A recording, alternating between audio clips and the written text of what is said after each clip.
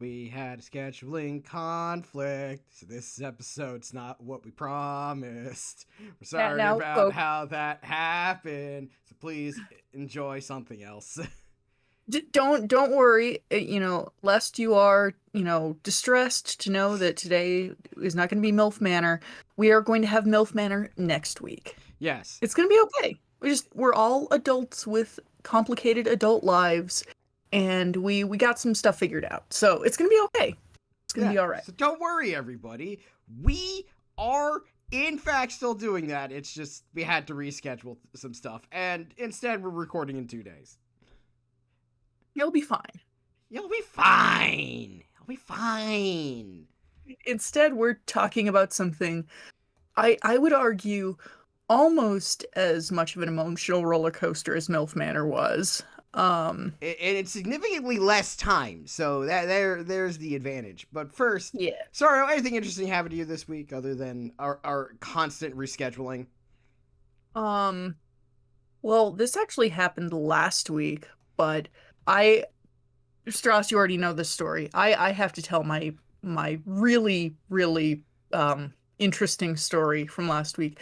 So I went out to sushi with a friend for their birthday, me and a couple other friends to celebrate. And we're sitting there in the restaurant. We're at the table closest to the door, and the door opens, and who walks in but Congresswoman Lauren Boebert.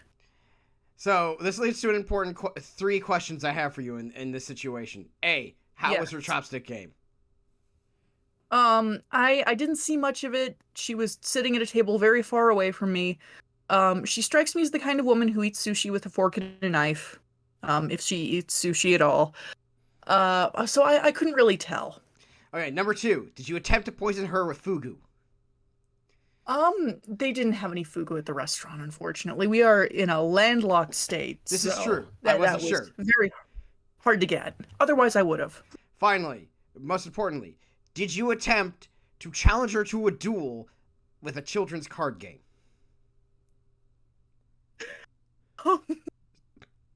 Now that you mention it, I'm really sad that I didn't do that. Well, too bad. You could have maybe sent her to the Shadow Realm. I would have that would have been great. She's very short, actually. I'm like a full head taller than her. You're also just really tall. I'm very large, but she's like there are some short people who are definitely short because they are closer to hell. And she would be one of them. Oh, I concur. It's just that I just wanted to be reminding the audience that you are in fact the tall skinny one of the short fat one tall skinny one duo that we are. I am the papyrus to your Sans Undertale. It's true. I just want that to be remembered by all peoples who listen to this podcast. That yes, Sardo is actually rather tall. You're like 6 I'm foot 1. I'm 6'1". Yeah, so the same height as Goro Majima from the Yakuza various series. other notably tall people who are tall. Also, hi, welcome to the Skeleton Crew podcast. We're your hosts. That's our cold open, I guess. That is, I'm Sardo. That's Stross. Hi. Hi, everybody. We are skeletons. We are. I mean, everybody's a skeleton technically, but we're more in touch with our skeletonness than I feel. I think. Well, no, most people are weird, small, fleshy things in skeletal mechs surrounded by flesh shields. Bunch of freaks. Yeah, we're just straight up skeletons. Anyway, folks, today we are talking about the movie Vampire's Kiss. Yes. Because we had to panically decide on something to do. Because we had to reschedule. And not that that's a problem. I don't want to make our future guests feel like, oh no, I shouldn't have done that. It's like, no. We had to panic because we suddenly had to do what we usually do, which is panic to find a topic at the last minute. Our future guest has a busy ass life, so we can understand. Unlike us, who hang around in a dingy basement underneath the Cochise Mountains. That's all we do all day. Baking very crusty bread. I want some crusty bread. That would be But yeah, great. we're talking about the movie Vampire's Kiss, 1989, No, it's with the 1988's Vampire's Kiss. 1988. I'm sorry. It's 19, my 1988, research is giving me different dates. 1988. Thank you. 1988's Vampire Kiss, starring the one and only Nicolas Cage. Have you ever heard of this guy? I feel like No. asking if someone has heard of Nicolas Cage at this point is an insult to the world of acting.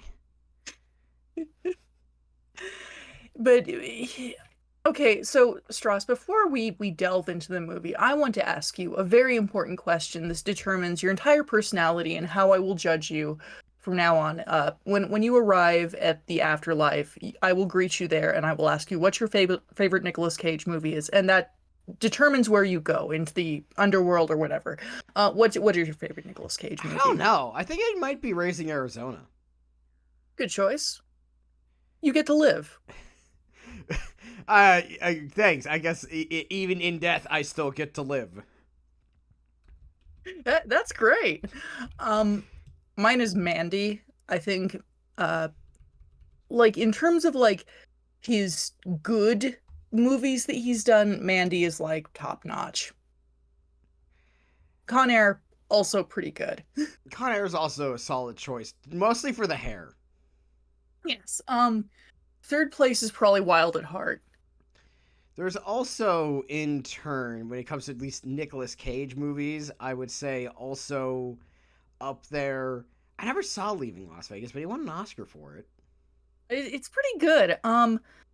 There's also, oh God, and the name escapes me, but it's the movie where he plays like an ambulance driver. Let me check it out.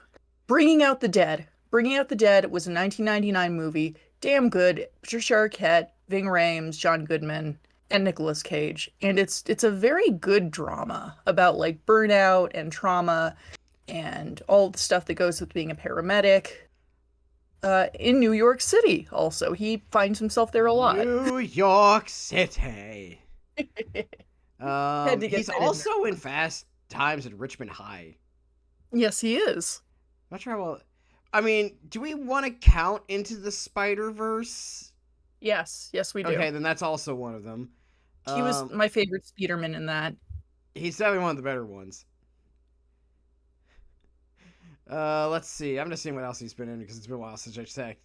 But yeah, I'd probably go with Raising Arizona off the like top of my head. Like gun to my head type of pick. Though special shout out to the soundtrack to Valley Girl. Yes. Because, you know, Sardo, I do melt with you. Into a gross, disgusting puddle. Oh, I love Evangelion. Well, okay, that was our quota for modern English that we promised we were going to do. Yes, this was decided yesterday. Modern English, the soundtrack to all my favorite Taco Bell commercials. Bum, bum, bum. Dum, So, dum, dum, dum. Vampire's Kiss. Is a vampire movie. Debatably. Maybe. Well, okay, so I guess we'll just do a quick rundown of the plot of Vampire's Kiss.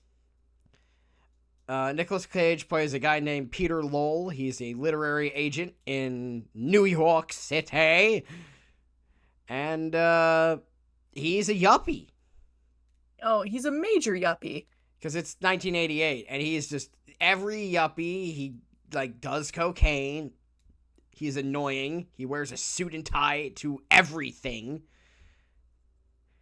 Like, he has one outfit in this entire movie, and it's the same suit and tie from start to finish. He never changes, like, into a casual outfit. It's either him in a state of undress or a suit. And like all good yuppies, when he's actually at work, he doesn't really do anything other than sit at his desk and yell at people. Yeah, he just yells at this one. I think she's supposed to be Puerto Rican, but she's played by a Cuban. Mm-hmm. I looked up who yeah, it was. Alma. Alva. Thank no, you. Half the time he says Alba. It's hard to tell with Nicolas Cage puts on a real interesting accent for this movie. Well, he's also caught in between, like, at the point when this movie came out, Nicolas Cage, so it was shot in, like, 19... Oh, God, you're right. It does say two different things. It says 88 and 89. I was right. Right. Well, no, it's just that one... Okay, hold on. The Wikipedia article says 88, and so does IMDb, so I'm pretty sure it's 88. It's probably 88, but I was right in that it was the different sources were saying different things. Yeah, okay. That's fair. So this was, at this point, he was still pretty young. Because Nicolas Cage at this point was, when that movie was filmed, was probably 23. So he's still caught in between, like, young Nicolas Cage voice and, like, what would become what he sounds like for the rest of his life Nicolas Cage voice. And I have to opine very briefly, because you mentioned this when we were discussing this, that Nicolas Cage did have a brief period as a heartthrob. Yeah, okay, so for those who don't know, Nicolas Cage is also a Coppola. So this would be the first vampire movie a Coppola was involved with. Secret Nepo baby. Well, in fairness, he calls himself Nicolas Cage to not be a Nepo baby, so... True. At least he acknowledges, like, no, I want to be legit. Give the guy credit for trying. But yes, he is related to Francis Ford Coppola and Sofia Coppola as well, making him the best actor of the three of them. Yes. Not hard, since two of them are directors, and Sofia had to pinch hit on that one. Yeah. But, yeah, so Nicolas Cage at this point, he did the movie Valley Girl, where he was a teen heartthrob, which we might have to watch, just because that concept is hilarious to us. We need to see that again. It's been a bit. It has an awesome soundtrack, though, of, like, new wave post-punk music, so that's neat. The soundtrack is very good. But, anyway, Nicolas Cage is a yuppie. He's annoying, and he gets bit by this one lady at one point, and he starts thinking he's a vampire. And it's not really ever confirmed, denied that he's a vampire. It's all kind of a mystery up to the very end. It's very clear towards the end that he's just having a increased mental breakdown. But it's never said outright that, no, he's not a vampire, yes, he is. It's kind of left up to you to decide, though all signs point to no. All signs point to no, especially the part where he's arguing towards a wall, which he believes is his therapist. Right. And as his mental health declines, and as he falls deeper into his assumed vampirism, his harassment of this one coworker, Alva, gets worse and worse. And this movie is very interesting to watch, because it intersperses between these bits of Nicolas Cage being hilarious and, you know, doing bizarre shit, and then him subjecting this woman to absolutely horrifying treatment. And I'm gonna go ahead and do a bit of a content warning for listeners that there's gonna be discussion of workplace harassment and, you know, violence of all varieties, and probably some sexual harassment there too as well, because a lot of this goes into, like, the awful shit that men can get away with, and especially could get away with in that time period. So I'm gonna say that. And he's a yuppie who has a lot of money, and she is a Latina woman just trying to make it on her own. And this movie, like, really seesaws between, like, me and genuinely, like, gut punch horrifying. Yeah. I mean, I think the best way to discuss this movie in a more, because we're going to try to do this by, instead of doing a full recap here, where I think we should do this as a more holistic approach. Yes. And just kind of state, Nicolas Cage, like, if you ever wonder what the best Nicolas Cage freakout movie is, it's this one. It is. Because he's going full, like, wild man. I'd say Mandy gives this one a run for the money just in terms of like there's fewer moments of him freaking out and they're more like polished, but there is some like balls to the wall him screaming and crying in his underwear in a bathroom and drinking vodka straight from a bottle, but we'll not get into Mandy right now. I think the best way to really approach Vampire's Kiss, as you probably never seen it. Mm-hmm. If you're an average person, and instead of us who stays up late and watches movies with other people like a crazy person, on the other hand. We've seen a bunch of those. But, if you're the average person on the internet who isn't overly interested in Nicolas Cage, you've still probably seen the clip of the scene of him running down the streets of New York screaming, "I'm a vampire! I'm a vampire!" Or the other clip where he's just going absolute ham towards his therapist about how a file is missing. A, B, C, D, E, and that's me, the librarian. Or you've seen the meme of his eyes going wide and giving the crazy face. Him making the face. Yeah, if you've seen the meme face of Nicolas Cage, then this is the movie it's from. Yeah. Like, straight up, this is the movie where it's from. It's Nicolas Cage at his most inherently memeable. It is. And we want to make mention that this is us basically going, man's doing the hard work. He is putting his whole ass into this performance.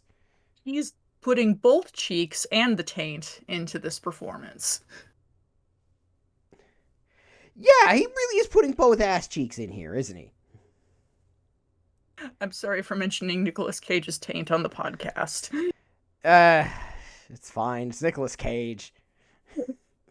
That's not the weirdest thing he's done on screen. After all, he kills a person by biting them too much. He does do that, but I guess so. We're getting a little into kind of the story that Nicolas Cage is this yuppie guy, and his first real run-in with like vampirism is that he has a vampire bat. Well, he brings this woman home for a hookup. They're doing what they do, and a bat flies in through his open window. And I want to mention, as someone who's had a bat fly in towards them late at night, definitely not something you're ever really prepped for. No, probably not. And that happened to me twice. Never had that happen to me. Yeah. Well, okay, so what was happening to me, and unlike Nicolas Cage,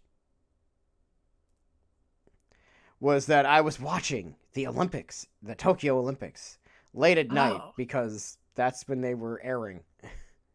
As you do. Well, yeah, that's what... I mean, I was used to it. I watched Japanese wrestling at one point, so this was like par for the course for me. And it was still earlier in the evening. So I'm watching it, and then suddenly a bat came into the house. I was like, it's a bat. How the hell did you get in here? And I was like, bat, go this way. You don't not die in here, bat. You must go outside. And the bat flew outside. And then like 2 days later, it happened again. I was like, again. Now, how does this keep happening? Do you think, Stross, that bat was a vampire and they were trying to turn you into a vampire too? No. Because the bat was very confused. I had no idea where to go. Maybe it was just a vampire that was really bad at their job. I don't know.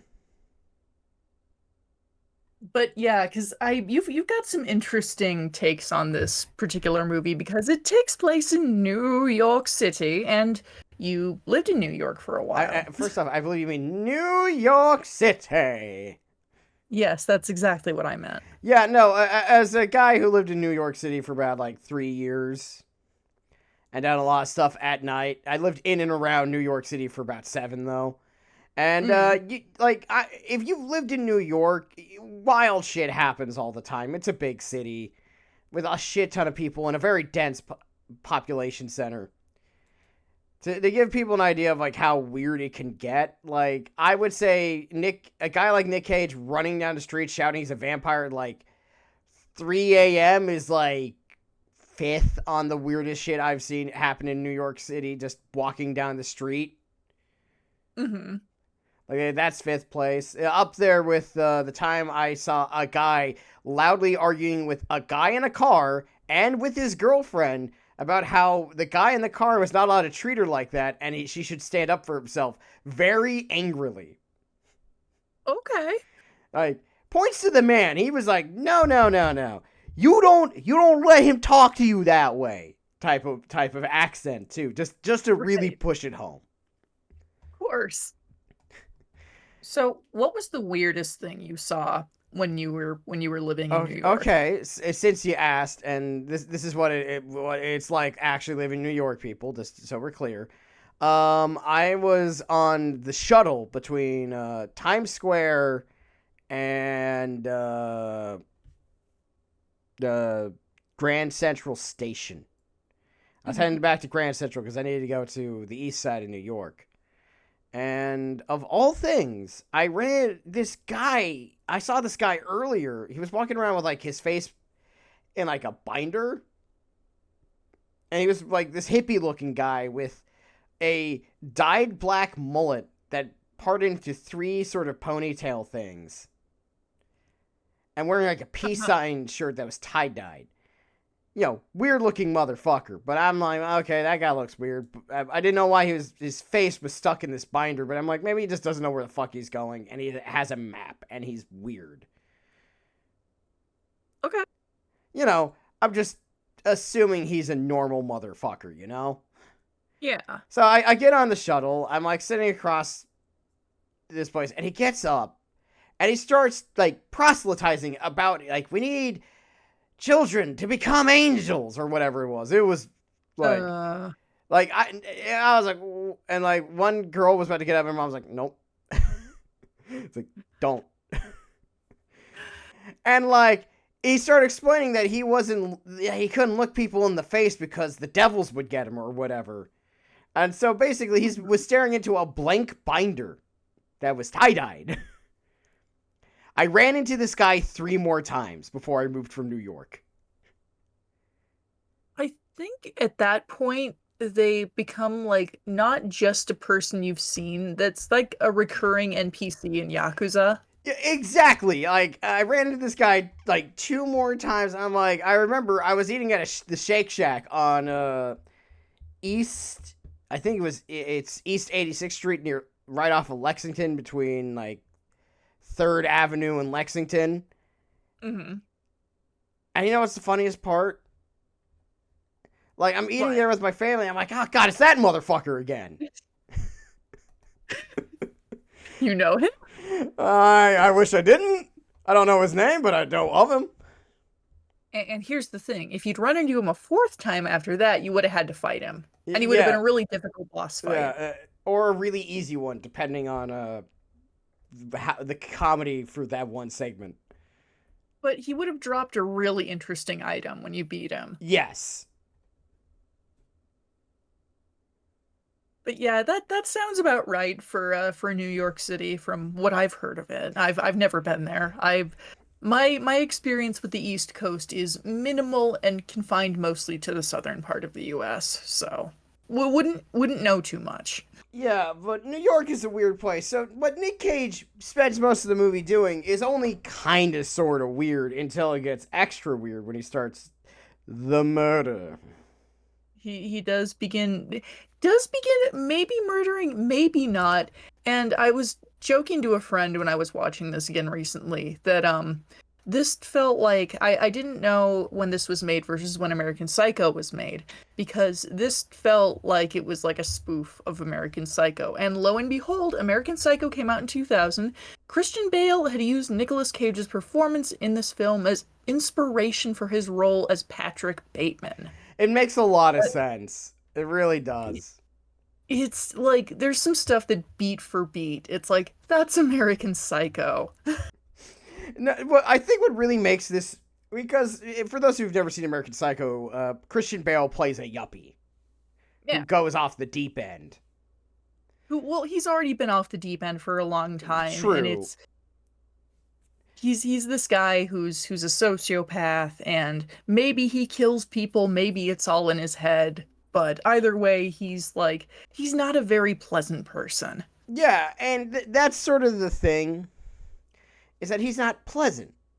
And Nicolas Cage is in this movie isn't pleasant either, especially if you are the poor Hispanic woman who is probably supposed to be Puerto Rican, but played by a Yeah. Cuban, named Alva, who is his secretary, who he just torments like all the time. And Alva is played by Maria Conchita Alonso, and she does a fantastic job. She absolutely sells it in this like horrible movie. Her acting is so good, and her character is just she's so sweet, and she's just trying her goddamn best. Yeah, it's And just. you really feel for her right from the jump. And if it sounds like we're kind of rambly, there's basically only like 4 locations in this entire movie. Nah, Technically 5. First one is the office.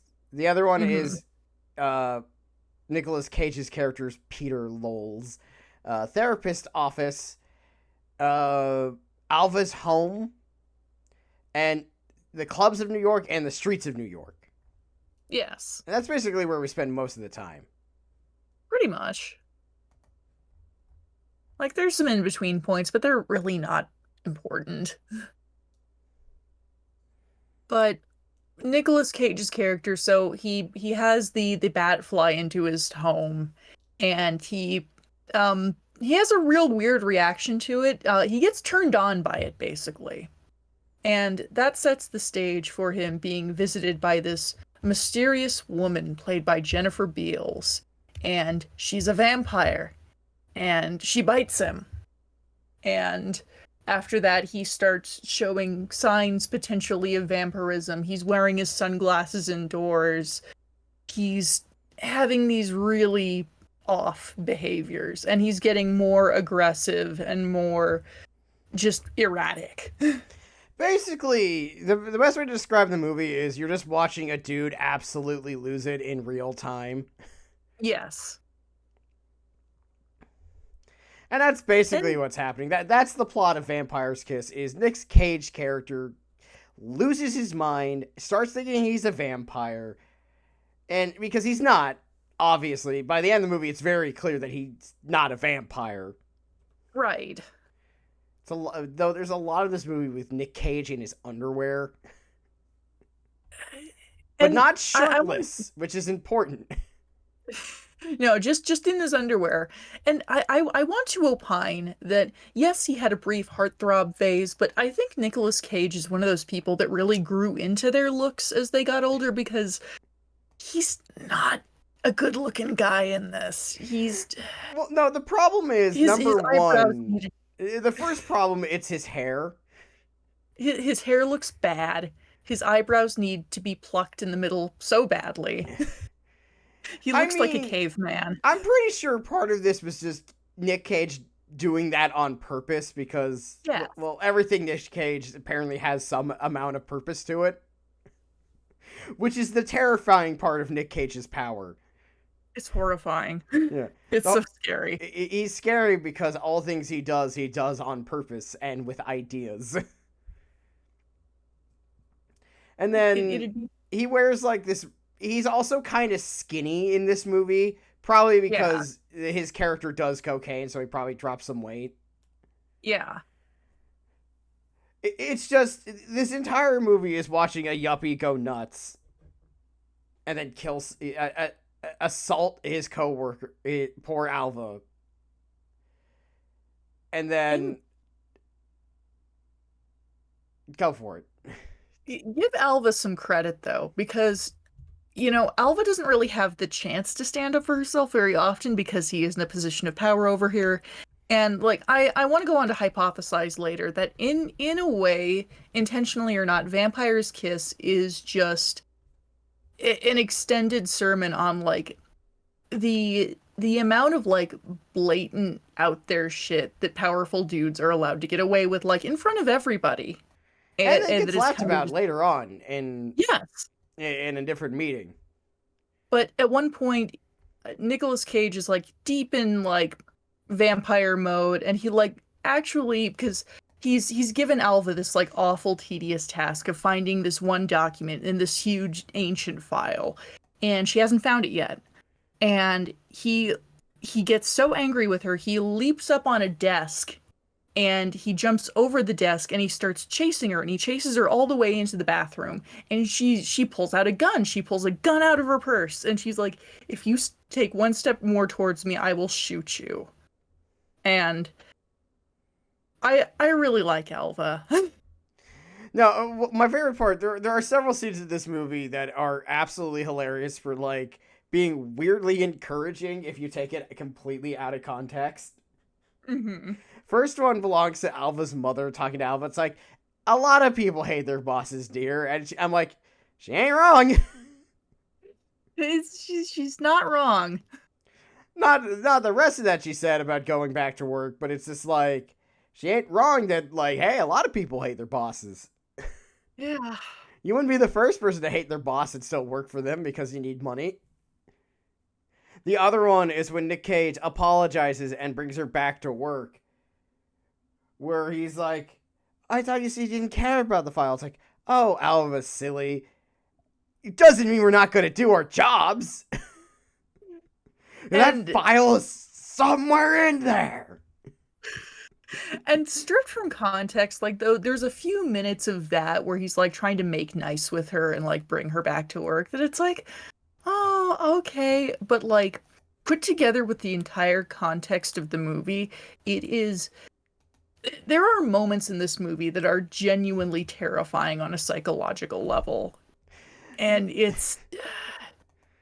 Vampire's Kiss is a scary movie in places. It's a very strange movie that sadly could never be made anymore because it's too weird.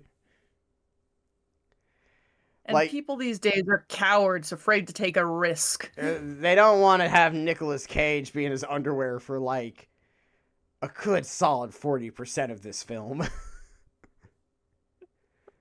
No one's ready for it. But yeah, basically, Nicolas Cage, he destroys his apartment, he ruins his life, and then he murders a lady in a nightclub. He does. He bites a woman and, like, tears out her throat. And then he loses it so completely that he's trying to find someone to kill him with a stake. And it's really funny to watch. Kill me! Kill me! And it's just like... it's like this random people and they're just like, man, I gotta go somewhere else. And he's wandering the streets of New York with like this makeshift wooden stake that he's pulled together, like trying to get people to kill him. He got from a pallet that he tore off like 20 minutes earlier in the film. And then and he's also still covered in blood, by the way, and like, oh yeah, the same suit and tie he's been wearing the whole movie. Looks absolutely silly. He looks like he smells so great. And then he's killed in his apartment by Alva's brother. Yay! By pushing the stake through his heart very, very weakly. You really didn't have to do much, but it was nice to see. It's so funny when you watch it in motion. It's like it's that noise. No, it's not like I mean, it wasn't even with a lot of force. It was just like lightly pushes it down. It's like pushing a plank through cardboard or through foam or something. It's weird. It's weird. It's a weird movie. And also in the midst of his breakdown, so in the movie Nicolas Cage eats a cockroach, and in real life in that scene Nicolas Cage ate a cockroach, real one, a live cockroach, because it's Nicolas Cage. This is what and I believe he was made to do it 2 or 3 times because it was a trained cockroach and it was trained to like scuttle here and there and like do specific things, and its trainer was so pissed off that he had to do it like 3 takes. And he once said about the experience, every muscle in my body didn't want to do it, but I did it anyway. And it's like, why the fuck did You didn't have to do that. I don't have a stunt man. But yeah, So I think really... Okay, Sardo, I think here comes the next important question. What's your thoughts on the idea, is Vampire Kiss good? as with many things, as I am a thinking man's man, I have complicated feelings about Vampire's Kiss. I Going back and watching it recently was super interesting because on one hand, it's like I'm biased and inherently I like anything with Nicolas Cage in it, and I tend to think that anything with it, and then it's a little funny by its very nature because he's a guy who's kind of inclined towards comedy. Um, there was also a bit in this, and I think it was like maybe a personal element for me because I've not to dive too deep into things. I've had some stuff in my past at work where I did have a coworker who was harassing me. Not to the level that his character harasses Alva in this, obviously. Yeah, I don't think he But went to your house. no, hope not. But it it was it was a very very psychologically draining and scary experience. And I think they actually there's some bits in this that they get that very well. They do a good job of capturing kind of what that feels like. And I thought it was well done. And I think again, it's kind of an interesting potential commentary on that sort of thing and how that stuff goes unchecked and kind of laughed off. But also it was a little tiny bit triggering, I think. I definitely like kind of had to sit there and think like, how do I feel about this? Because that was, yeah, it was a lot to take in. But overall, is it a good movie? It depends on what you're going in there looking for. Like, yeah, I feel like when it comes to Vampire's Kiss, if you're expecting this to be like cinema, not really, no. But I feel like did it do, I think, what it set out to accomplish? And I'd say yes. I'm not sure if it did or did not, but it definitely did something right. I think it did the job. I mean, especially looking at this compared to its later predecessor, American Psycho. I think both went after sort of the same theme, the same tone, and they got it. Mm-hmm. Mm-hmm. What do you think, Stross? Do you think this was a good movie? I think it's an okay movie. That's fair. It's more of, it's held up because Nicolas Cage is going full ham at times in this movie. Yeah. And if it wasn't for Nicolas Cage, if this was done by a less absurd actor, we would never have been watching this movie. Yeah, a lesser actor could never. Yeah, a lesser person could never do what Nicolas Cage does in this movie. I think that's a fair way to put it. And I think, to their credit, a lot of the supporting cast does a great job. Maria Conchita Alonso, like I said, and then Jennifer Beals. Elizabeth Ashley's great as his psychologist. And I think overall, like, there's a pretty good supporting cast, like, buttressing this, because, again, Nicolas Cage is what makes this, yes, but I don't think he could have done it without that support. Yeah. Like, But that's just what I think. It's a weird movie. Also, Alonso herself is actually like 10 years older than Nicolas Cage. Well, she looks amazing. Well, it's what being Cuban does to a person. Yes. She's a very pretty lady. Yeah, it's a very 80s movie because everyone's fashion is from like 1980s, from like the late to mid 80s. The clothing is incredible. Like, the first time we see Alva on screen, her like her like shoulders on her outfit are square. She's a rectangle. She's dressed like a rectangle. And none of Nicolas Cage's suits fit him. He reminds me a little bit of David Byrne in the big suit. It was the 80s. Do a lot of coke and we're not wear just wear baggy clothing. Weirdly baggy suits. Nothing is tailored. Nothing. Also, interesting factoid. The scene where the Peter Lowe character is eating the cockroach is actually a send up to Bram Stoker's Dracula and the character of Renfield. I thought that was cool. Neat. But yeah, And I think the best way for us to sum up Vampire's Kiss is you should maybe watch it. If you want to watch Nicolas Cage at his most memeable, this is the movie for you. yes. It does get extremely dark in places, so like go in knowing that. Just going know that at one point Peter Lowe, as played by Nicolas Cage, kind of sort of assaults Alva. He does. And it's kind of sexual. I'm not sure if it is sexual assault, only because it's heavily implied. Mostly because he's just going to try to suck her blood, so technically it's just physical assault. But it's weird. It's a little bit of both. It's a little bit of both, and it's kind of hard to classify, and it's deeply uncomfortable.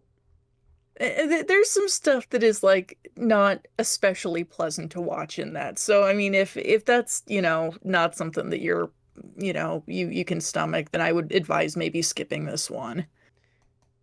That said, other than that, you could just watch the highlight reel. Yes, you could always watch that. That's great. Watching Nicolas Cage go A B C D E. That's right, Peter. You know the alphabet. I didn't do it. I never did anything ever. Oh God! It also makes you remind you that remember when we used to have to like file things physically? Oh. And that's why they can't find it. Also, I want to read this thing on IMDb on the trivia page. Go for it. Cannot vouch for the truthfulness of it. I don't know anybody can put anything on IMDb, but according to associate producer and casting director Marcia Schulman, in order to get turned on, Nick Cage asked to have hot yogurt poured over his toes while he was doing a love scene with Jennifer Beals. I don't know how true that is, but that sounds right. I don't want to know. I don't want to know if that's true or not, because I'm not sure which answer is funnier. Heat yogurt. Like, number one, and the reason why I want to say that it's... I don't want to know if it's true or not is because I'm not sure if it's funnier that someone actually came up with that or if that's true and have to imagine it. Because what a weirdly specific thing. It is. It's like... The problem is it's Nicolas Cage, so there is like a percentage chance that that's legit. I can believe it. Exactly. I don't want to, but I can believe it. Yeah, I can believe it, but it's just like, do I want to believe it? Oh no. I'm imagining him, approaching the director like, Marcia, listen, I need this to happen for this to work. Part of the craft. God, it's a weird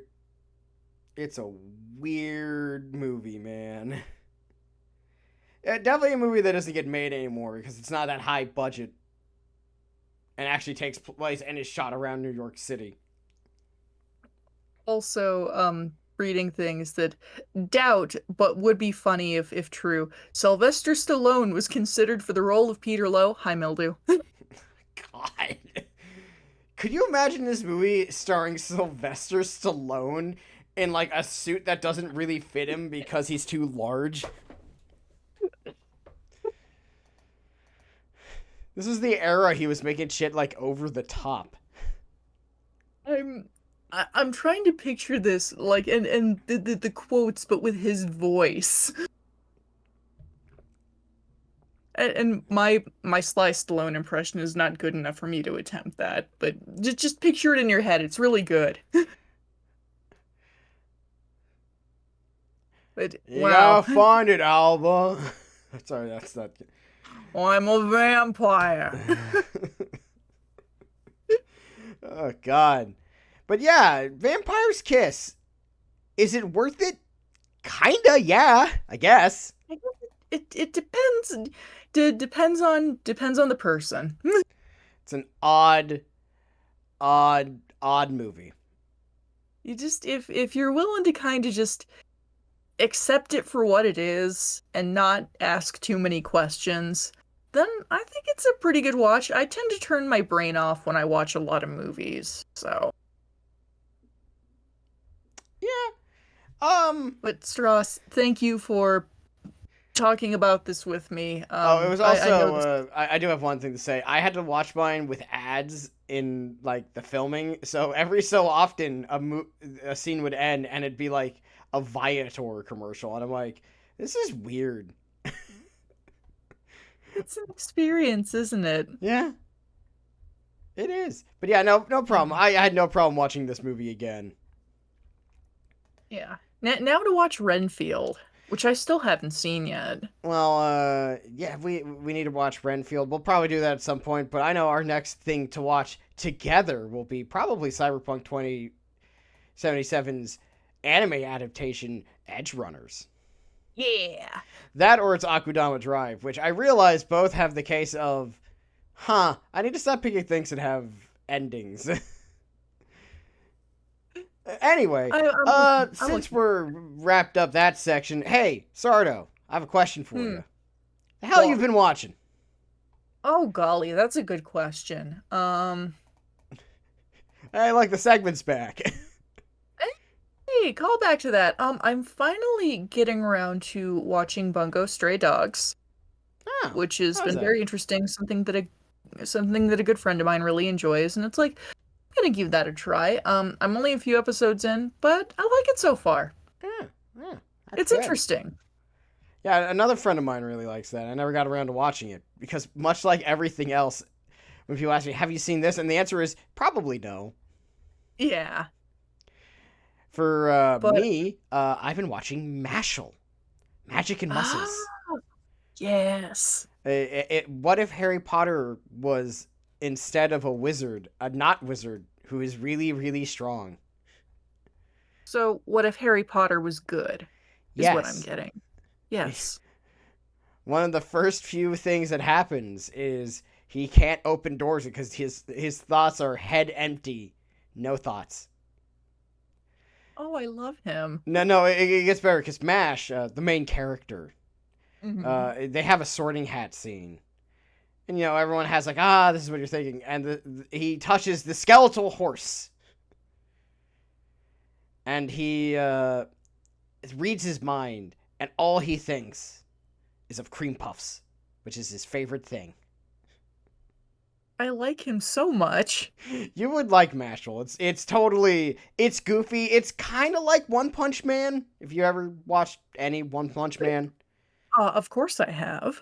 Well, yeah, then it's kind of like One Punch Man, but instead of Saitama being kind of just a normal-ass guy who happens to be stupidly powerful, it's a very dumb version of that. Which means I like it even better. It's even better because the most recent episode, which came out this Saturday, which is today for us, has a moment that is really funny where the main female lead or side character, Lemon, burst in the room and it's all four other guys. She's like, 4 guys? Oh no, you beast! And everyone I was watching it with was like, Lemon. But this means that they're one guy short of a 5 guys. No burgers and fries. It's just really funny because everyone's like, bonk, bonk, bonk. And I'm like, hey, don't judge her. She wants to be the center of attention between 4 men. Let a girl live. Let a girl live with her fantasies of wanting to be in the middle of a gangbang. She just wants some 5 guys. Is that so wrong? She definitely wants 5 guys, apparently. I'll have to watch it. It sounds really good. It is. It's definitely very goofy. It's, you know, it's not meant to be taken super seriously. Also, The joke that Mashal strength defies logic will always be hilarious. Kind of like how the joke of Saitama being stupidly powerful never really gets old. I think it's a good comedy bit in general. Like, way too strong is always funny. Well, yeah, you know what it is? It's also a lot like Way of the House Husband. Where it's like, it has really one joke, but it's a good joke. And it doesn't get old. And also, I need to show you this image. I will have you describe it for the audience. So okay, everyone, I am sending Sardo an image that came from today's episode. Okay. So it's a shark with a very intense look on its face, holding a fishing rod, and it's saying, "All right, I will get serious about this." I mean, it's a magic wand, but same thing in this universe. Everyone just uses magic for everything, unless you're Mashal, unless you're Dear Mashburn Dread, who does not have magic. He has no magic. He's just the swirling things is him quickly swimming around like a crazy person. I see. Well, I definitely need to watch this then. Oh yeah, totally worth watching. It's a goofy show. Also, speaking of stuff that's coming out that I'm really excited about, have you seen the trailer for Delicious in Dungeons anime? Oh, I'm excited for that. I didn't need to see the trailer. I already read like the first volume. I'm like, okay, I'm sold. I can't wait. This elf girl is definitely the best girl. She seemed like a girl you would like. Well, she's been described as sopping wet and a fail wife, so I think she's something you would also like. She's so pathetic. uh... But I'm very excited for the Delicious in Dungeon adaptation. I think it should be very good. It looks very nice. I'm excited for that. I'm dreading this Sunday for Soletta Sunday as the G Witch March continues. How bad does it hurt you so far, Stross? Well, last episode was definitely a case of, wow, I didn't know they could punch her even farther down. I guess we didn't reach the bottom of this barrel. My poor Takuni child. We thought we reached the bottom. Somebody threw us a god-dang shovel. And said, get digging. And get bent. So, can we include things we've been reading? Yeah, sure, absolutely. Have you read anything fun as of late? I have. I wanted to talk about this because I don't watch a ton, but I read a shitload. And I just got The Yakuza's Bias Volume 1. And Stross, have you heard of The Yakuza's Bias? No, I haven't. What is that? It's a manga by Teiki Yatsuda. Started out as a webcomic, and it's about a top Yakuza enforcer named Ken Kaneshiro. He lives for his job. He's extremely dedicated, very feared. And his boss's daughter has him accompany her to this K-pop concert one evening. And he goes to see the concert, and he becomes completely obsessed with this idol named Jun. And he becomes a stan, basically, and his whole life is spent obsessing over this singer. And it's a little like Way of the House Husband in tone. The art's beautiful. It's very, very silly and very good. Excellent. Fantastical. I would recommend, for sure. Let's see, what else? Have there's been anything? Oh, I gotta mention something. I've been watching a new YouTube channel called DN Reacts, which is two British guys who can be best described by the term blokes. Learning about North American sports. I like them. No, you would love them. It's Nick and Damo. I'm gonna have to check these guys out. I'll say we'll watch an episode once we're done recording together. I want to see these lads. Yeah, they're very much gonna be described by the term lads or blokes. It's my favorite kind of guy. Hi, everyone. Yeah. It's very, they're very fun, and they're just kind of like, ha ha ha ha. And they're actually trying to understand it. They're like taking it seriously, which is great. Awesome. They're just, once you see them, you're like, yes, the blokes. But yeah, that's what they are. That sounds wonderful. It is. It is. Let's see, anything else? There is one thing. And I'm surprised we haven't mentioned yet. So Sardo has been dealing with Tears of the Kingdom memes infecting the entire internet. As somebody who hasn't played the game, because I don't have a Switch, it's been interesting. I really like this tall, furry dude that everybody seems obsessed with. He looks cool. I beat it last night. What'd you think? It's a good game. It's a good game. I don't understand what's going on, but everybody seems to really be having a good time, and that's all that matters. It truly, we've entered into what if Gary's mod but Zelda. What if Gary's mod but Zelda? I've seen a few memes regarding that, and I'm a little sad I can't play this right now because it does look fun. You would love it just for the sheer insanity. You'd probably be like me, where it's like, look, I made a tower, and then you look over to the next person over. It's like, I've made an entire civilization built around this one mechanic, and you're like, huh? I like my tower. I like my wizard's tower. That's me playing Minecraft. It's like, I've built a large gray tower in the middle of this island. Everyone else, I've reproduced the entirety of Notre Dame Cathedral as it was in 1774.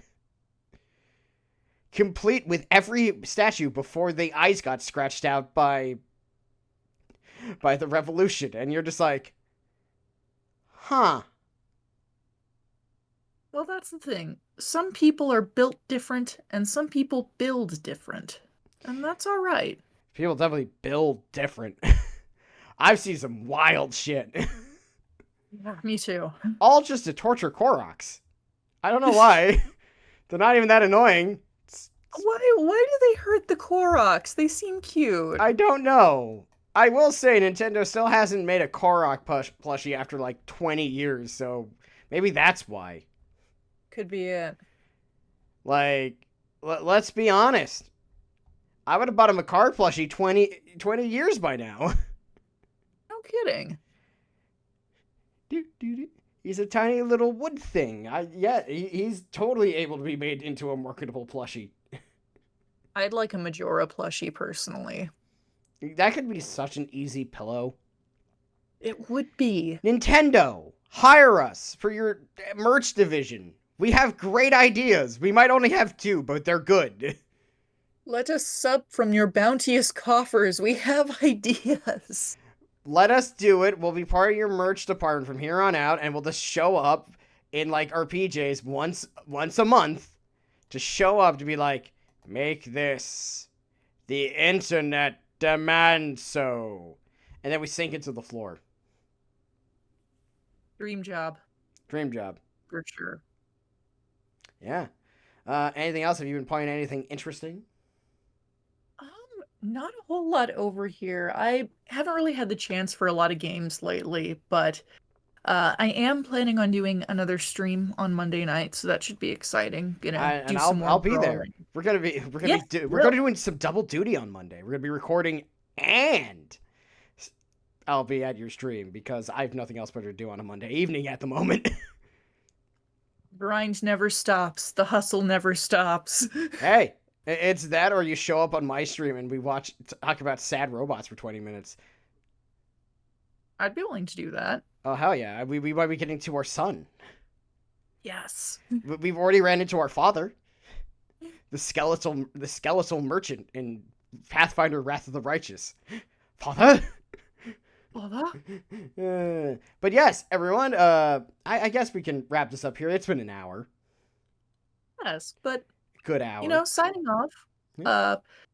That's Stross. You can find him at Almighty Stross on most places, mostly on Twitch, Tuesday, Thursday, Sunday. Oh, you even remembered my days. I did. And you can find Sardo at Autopsy Garlands on Twitter, Uncle Death on Twitch, and streams Mondays now. That day is Monday, which means EST. Which means Sardo gets to draw requests. It is his favorite activity. It What's is. been I your- really. It was a question. What's been your favorite request so far? You've had a lot of weird ones. That's tough. I know some. I know mine. My three favorite of yours that you've had is number one, a skeleton. Contemplating contemplating Precari Sweat. Yes. MLB Hall of Famer Reggie Jackson, because not because it was mine, but because no one else would ever suggest that, and it's weird.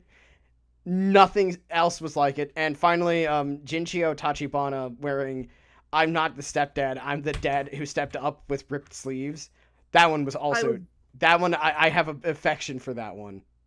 I was super proud of that one. I think I'm gonna actually honestly have to demand that you send that one directly to me at some point, so I just have it in my personal collection.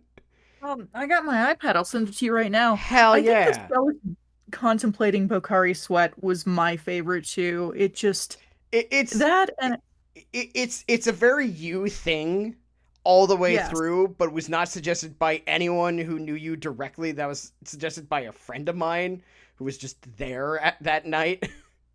And it was absolutely magnificent. They did a great job. Yeah, just a perfect, like, weird request. And I think my other runner-up is probably Xiahou Yuan holding a Rowlet. Also a good one. I really like that one. I've never drawn him, and I kind of wonder why the hell I haven't up until now, because he's fun. I feel like the problem is, with a lot of artists, is that, and this is not like a you thing, and you kind of fall into, like, this is your jam, and it's not always like, hey, maybe we should try doing something a bit different. And sometimes you just never end up doing it. Like, I should do the thing, and then you're like, no, I gotta draw 20 more pictures of Chen Gong being silly. Because it's fun and I enjoy it. Oh no, I want to mention this is not a criticism, but it's something I follow a lot of artists and I know a lot of artists, and a wheelhouse is a thing.